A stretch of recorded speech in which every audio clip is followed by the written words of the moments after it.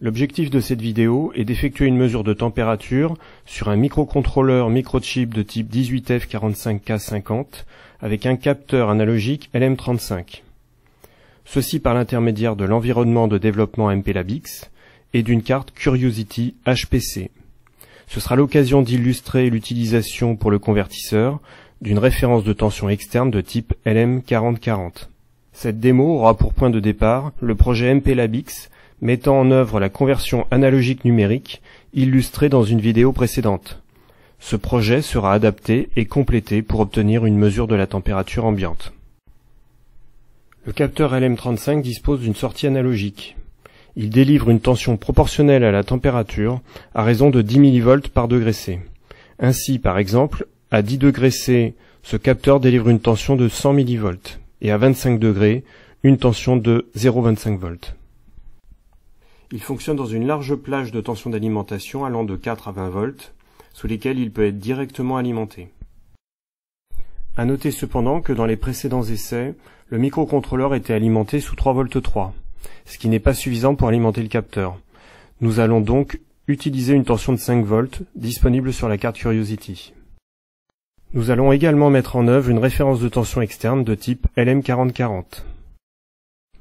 Cette référence de tension se décline dans de nombreuses versions qui diffèrent essentiellement par la précision et par la valeur de la tension fournie.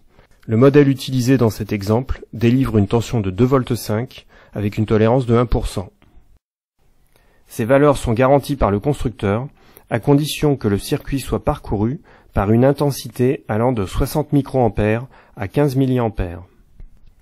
Contrairement au LM35 qui peut être alimenté directement, il va falloir disposer d'une résistance en série avec le LM4040.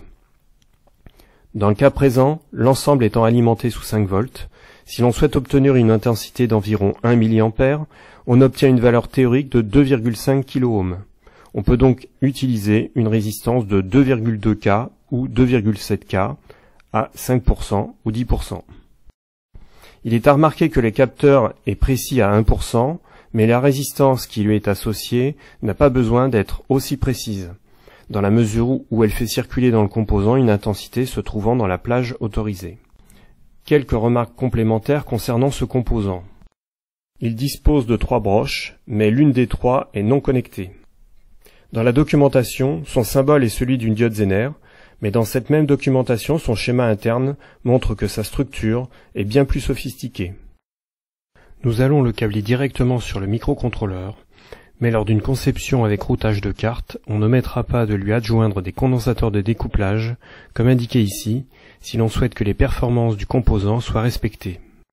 En résumé, ce qui va suivre est une simple démonstration en câblage rapide afin d'illustrer le fonctionnement.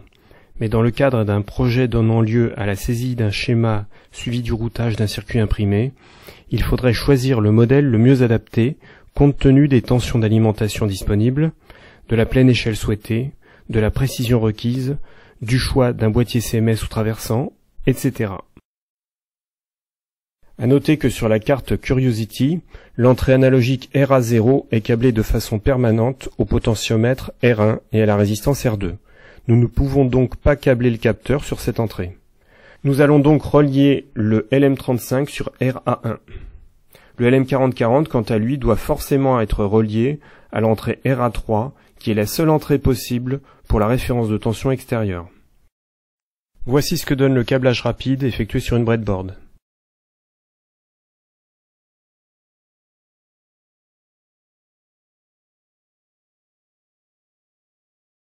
Nous partons donc du projet MPLABX précédent, qu'il faut dupliquer et renommer, par exemple, PIC18F45K50 LM35. La cible de programmation étant la carte Curiosity HPC. La procédure pour obtenir cette adaptation du projet a été illustrée dans la vidéo précédente. On peut lancer la compilation pour vérifier que les modifications n'ont pas apporté d'erreur.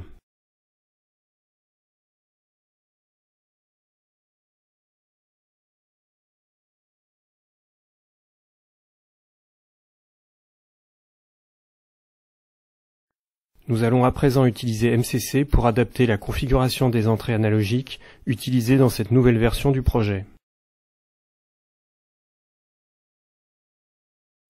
Dans MCC, il faut sélectionner la référence externe, ce qui automatiquement valide l'entrée RA3. Il faut également invalider l'entrée RA0 et valider à la place RA1, à laquelle on pourra donner pour nom LM35. Puis, lancer la génération du code.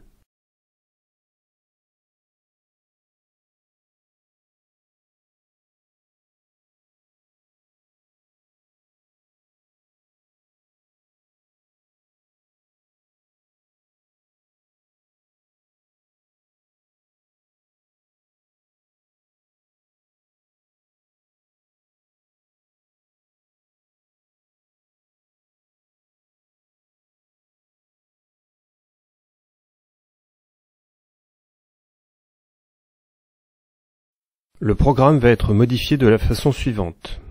Une variable appelée valeur LM35 va être utilisée. Il faut initialiser le convertisseur AN1 et effectuer la mesure sur ce convertisseur. La variable valeur LM35 contiendra le résultat brut de la conversion, c'est-à-dire combien il y a de quantum dans la tension générée par le capteur de température. Il faut également créer une variable float appelée température. La valeur de cette variable sera obtenue en multipliant valeur LM35 par le quantum, qui correspond à Vref sur 1024, donc à 2,5 V divisé par 1024, le tout multiplié par 100, pour obtenir une valeur qui tient compte du fait que 1 degré correspond à 10 mV. Nous pouvons à présent compiler et lancer le mode debug.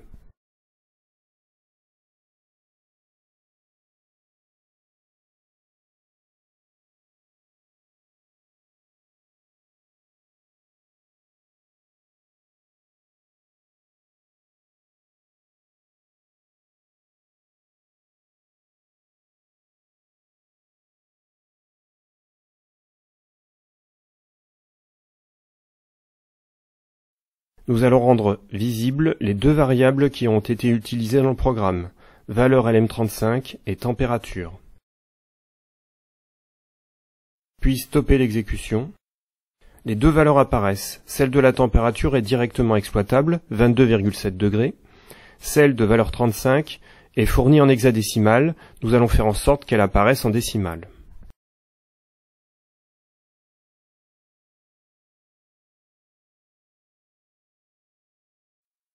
Nous avons donc dans valeur LM35 93 fois le quantum, donc 93 fois 2,5 volts divisé par 1024, ce qui donne 227 millivolts, et qui une fois divisé par 10 millivolts donne bien 22,7 degrés.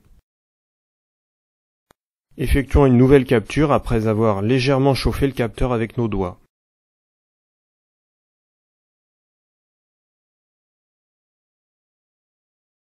Puis une troisième après l'avoir relâché.